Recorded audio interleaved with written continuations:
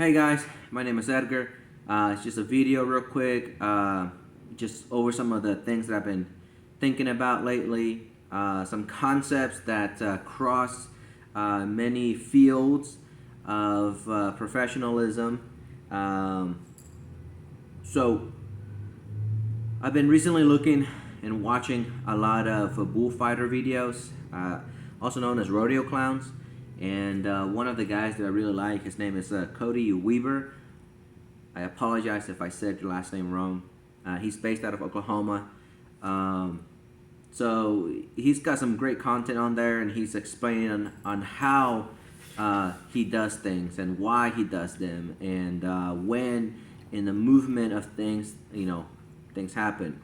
So that got me thinking. It's like, man, that's very similar to Jiu Jitsu, and in the concept anyways, in the theory. And so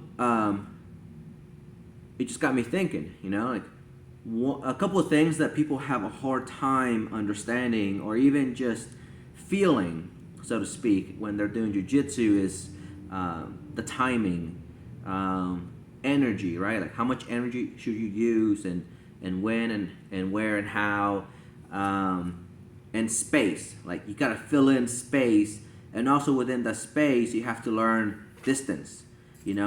How far can you pull? How far can you push in? How much to rotate?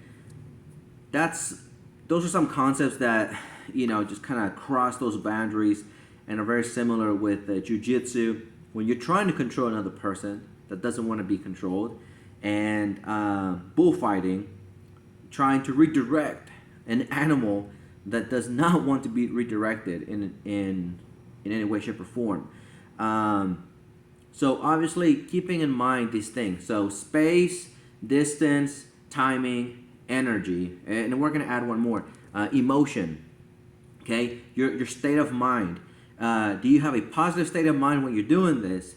And if you do, then it's going to make things a lot easier. Even if you mess up, even if things don't go your way, you still have to have the correct mindset so that you can correct your mistakes in movement, in the moment, or in the situations. You can also reflect back later and think about it, or if you're watching video of yourself doing it, be in the right mindset to correct those mistakes.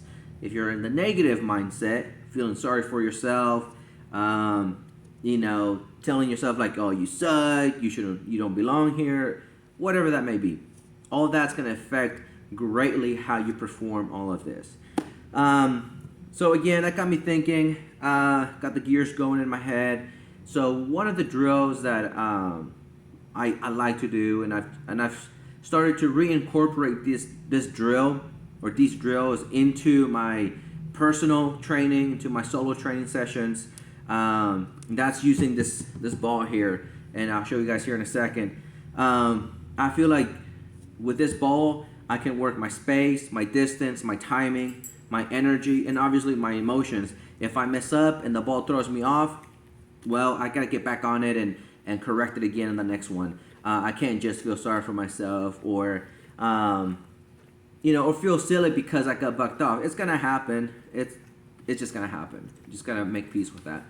So, all right. So we're gonna get started real quick. So the first one, real quick. You're in your stance. Maybe like wrestling stance or just standing up in here like so.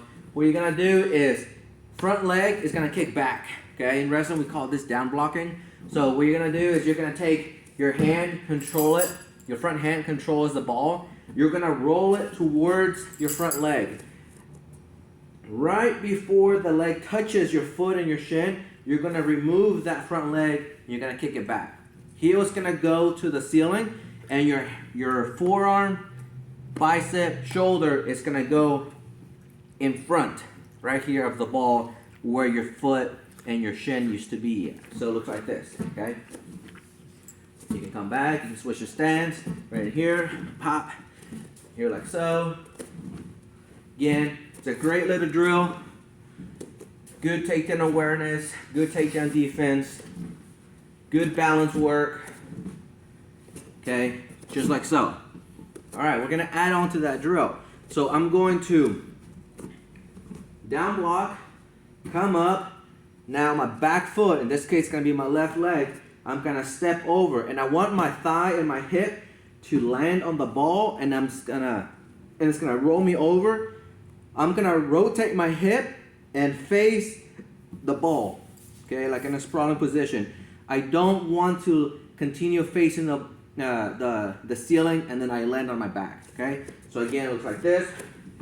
Here, I step, I turn, I'm back into place.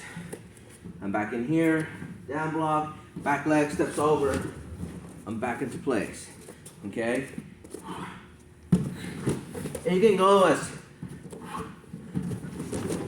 as hard and as fast as you like, okay? Another little drill you can add on to that same thing is down block, step, stabilize. Your back shin slides up onto the ball. Hands on the ball. You can control it, move it around, just like so. Come back in, and then do it all over again, okay? You can go here, down block, back leg, shin, gets in here, control it, hands on the ground if you need to. As you get a little bit better, you can get your hands on the ball so that you can kind of control it with your hips and your shins. This is a great drill to help you stabilize your base while you are inside somebody's guard. Again, you're here, you get comfortable doing this, you can rock side to side, and you can determine which way you're gonna fall as you go ahead and you get your hip down and sprawl. Again, down block, you can come in here, go down here like this, a couple turns, adjust, get yourself back onto the ball. You can sit your heels down, or sit on your heels, or come off the heels, depending on your comfort level. Move, and fall and face the ball, okay? Just quick little drills, great exercise overall, but again, I find that really helps me understand my timing, understand how much energy I need to use when in movement, understand my distance, and obviously the space that I have to take over and control with my hips, and obviously the emotional control of it, okay? If you messed up and you fall down, it's no big deal. Just get back up and do it all over again and fix it on the next repetition. If you do this, you should find yourself being a lot smoother and a lot more swift in your movement when you're scrambling, when you're moving, when you're escaping, when you're just trying to jockey for position so that you can regain control with your hips. Again, just something that's been going over, in my mind. If this works for you guys, great. If you have any questions, put it in the comment section. If you guys know me personally, send me a message and we can talk about it some more, work it in class. But yeah, so I hope it helps you guys out.